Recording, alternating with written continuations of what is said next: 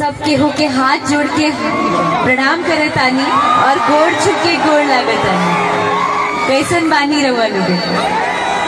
ठीक बानी ना? बहुत अच्छा लग रहा है और यही एनर्जी वहाँ से जो आप मुझे यहाँ सप्लाई कर रहे हैं उससे और दुगना एनर्जी मेरे अंदर आ रहा है। Thank you so much. पर मुझे एक बात बताइए, ये जिस तरीके से ये लोग वेलकम कर रहे थे मेरा, तो वो पटाखे जला जला के मुझे वेलकम कर रहे थे या मुझे डरा रहे थे?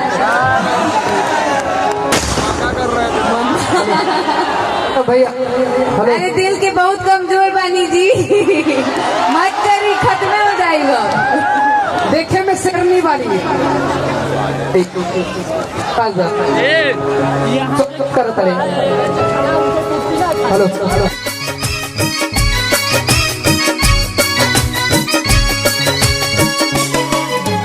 कर नहीं धरे नहीं कर नहीं धरे नहीं सखी हमर सजनावा।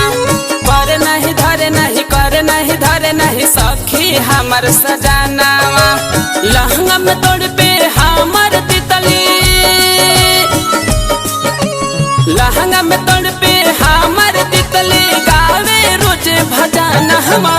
कर नहीं धरे नहीं कर नहीं धरे नहीं सखी हमर सजनावा।